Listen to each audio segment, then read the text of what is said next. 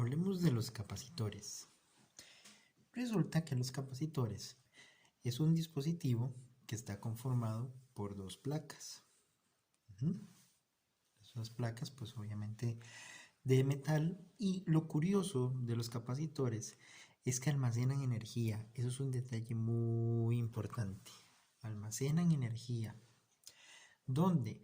Pues en el campo eléctrico, esta región que se encuentra aquí entre las placas. Ya les voy a contar cómo es que se calcula, pero esa es la función de un capacitor: almacenar energía.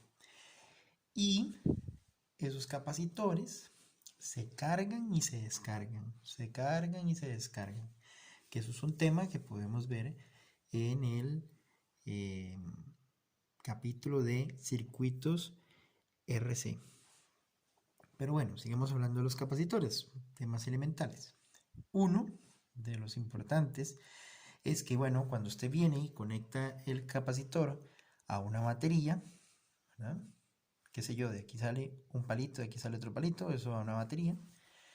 Bueno, resulta que esa batería le va a dar la diferencia de potencial para que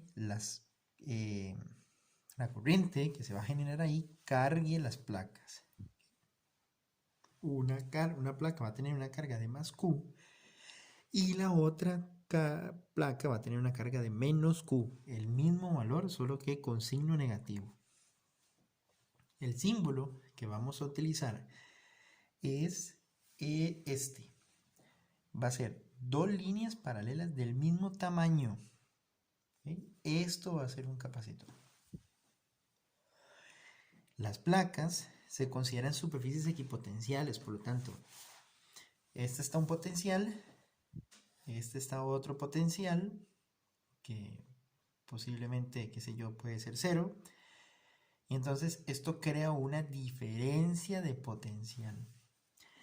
Esa diferencia de potencial, pues obviamente si usted lo conecta aquí a la batería, es el potencial de la batería. Resulta que si vamos a hablar de capacitores, tenemos que hablar de una variable que es muy importante y es la capacitancia. ¿Okay? La capacitancia es la carga por unidad de potencial o de voltaje que puede almacenar ese capacitor.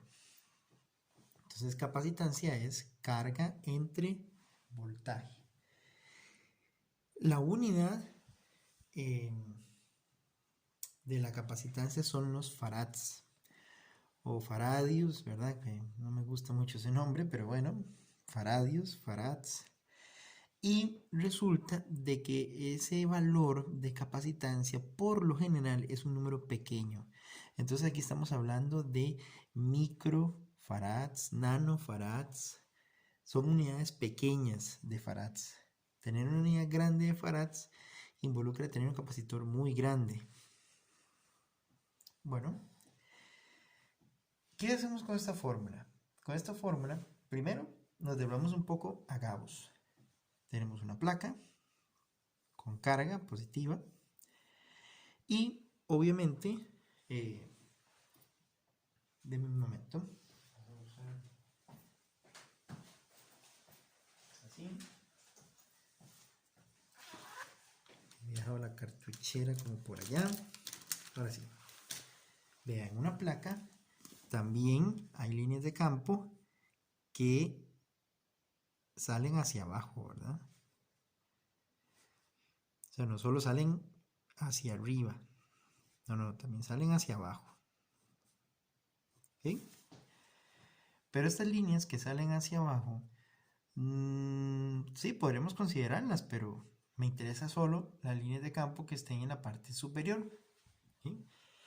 Esas líneas que están en la parte superior atraviesan de mi gaussiana, que va a ser un cilindro, atraviesan esta área que está aquí. Esta sería el área que atraviesa, por lo tanto, cuando uno viene y hace la ley de Gauss, E punto de A es igual a carga encerrada entre epsilon sub 0.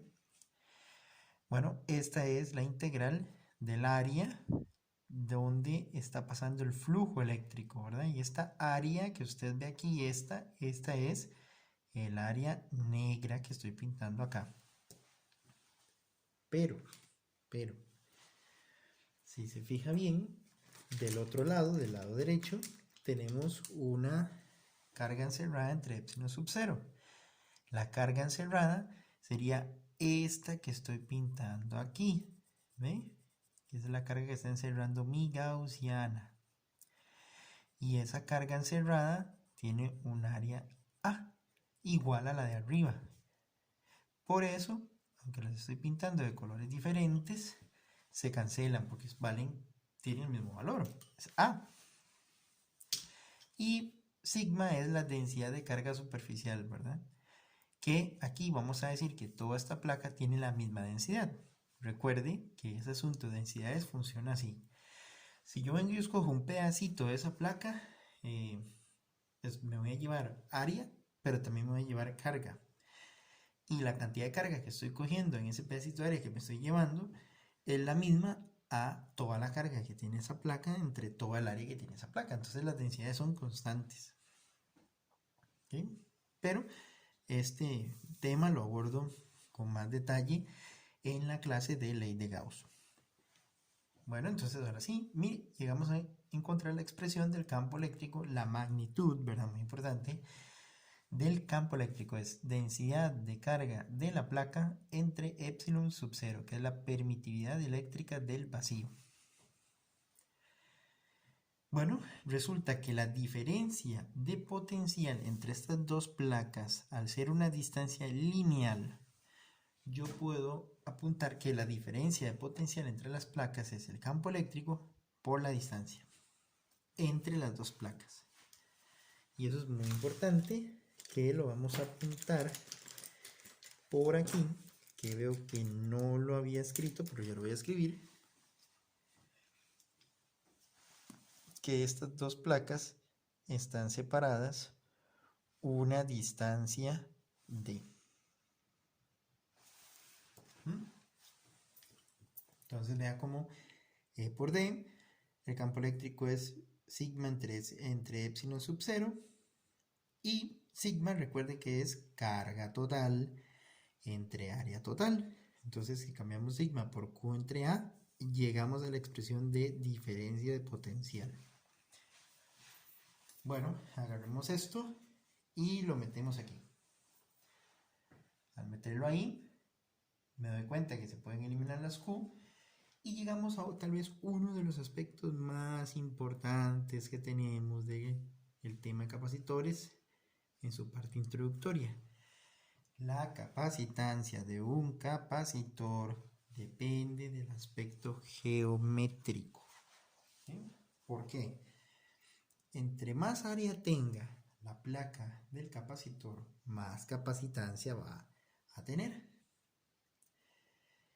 Si usted aumenta la distancia entre las placas, la capacitancia de ese capacitor se le viene abajo.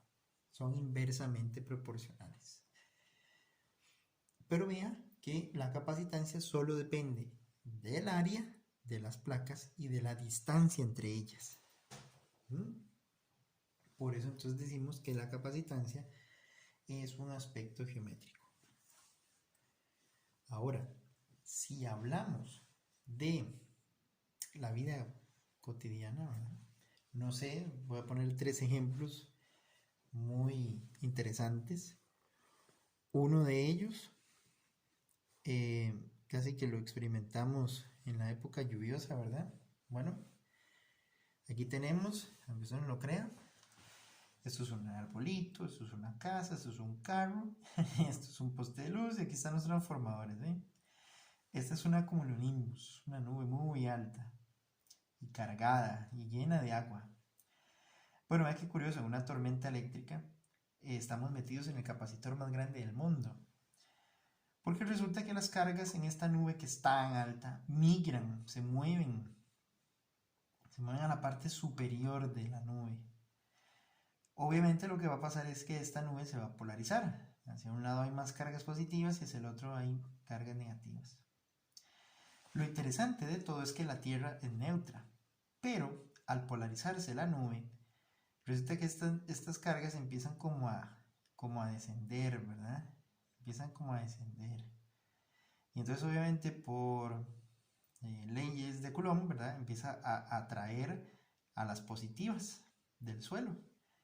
Y las positivas tendrían que utilizar algún punto donde ellas sean capaces de subir tal vez un poco más fácil.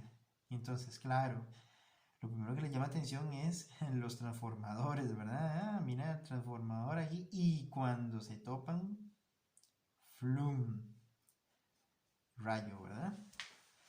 Por eso es que los rayos no solo pueden bajar, los rayos también pueden subir o pueden ir hacia un lado o hacia el otro.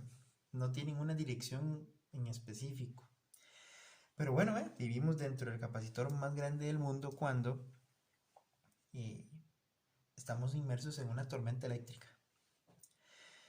En la clase de diferencia potencial y corriente eléctrica, yo les hago una pregunta siempre y ahí lo explico, pero aquí se las puedo dejar ahí en el aire.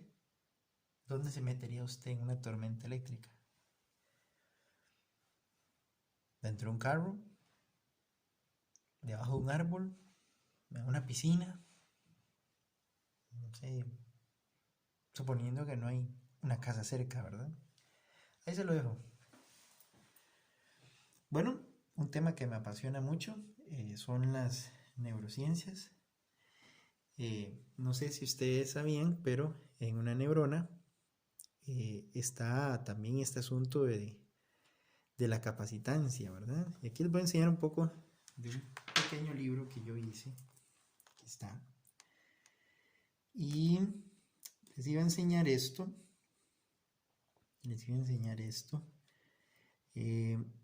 Resulta, vamos a hacerlo aquí.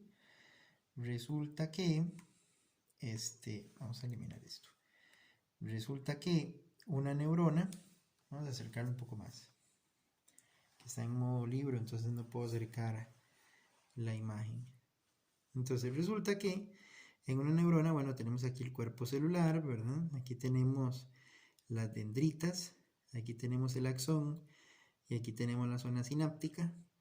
Resulta que en el axón, que es por donde se mueve el impulso eléctrico, ¿verdad? Cada vez que una neurona es excitada, pues bueno, hay unos puntos, esto es mielina, la mielina es como un tipo como de cobertor que tiene el axón para que el impulso eléctrico vaya más rápido en ella.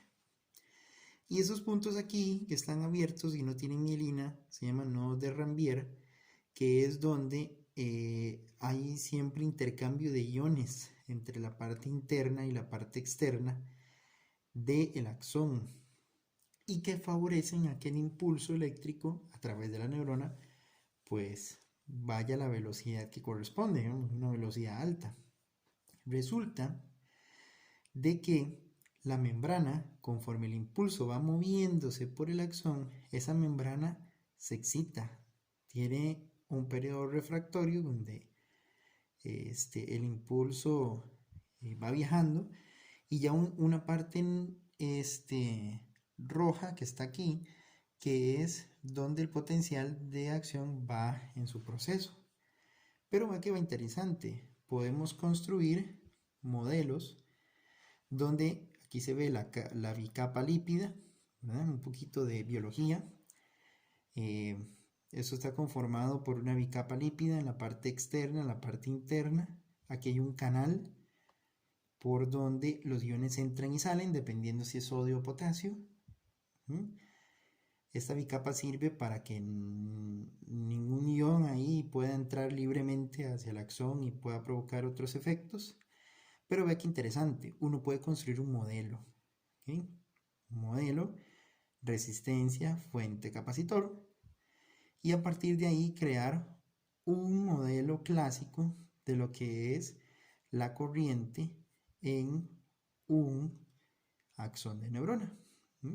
Y esos son los temas que a mí me apasionan. Que por cierto, si ustedes quieren este libro que yo hice, pues nada más me escriben y con mucho gusto se los doy.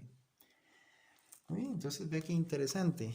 Las neuronas también tienen esa capacidad de almacenar energía o de la capacidad de tener carga por unidad de voltaje entre la parte externa y la parte interna de su bicapa lípida, ¿ven? Entonces ahí hay como un mini capacitor en una neurona. Y el último ejemplo, para los que tienen licencia y manejan, sí, eso es un tacómetro. Vamos a poner que aquí va el auto a, qué sé yo, 50 kilómetros por hora, ¿vale? Kilómetros por hora. Y usted dice, qué raro, ¿dónde está el capacitor ahí? Bueno, en Costa Rica, yo siempre he dicho que hay muchas personas que no saben para qué sirven las direccionales. Eso es un palito de adorno que tienen los carros o los autos.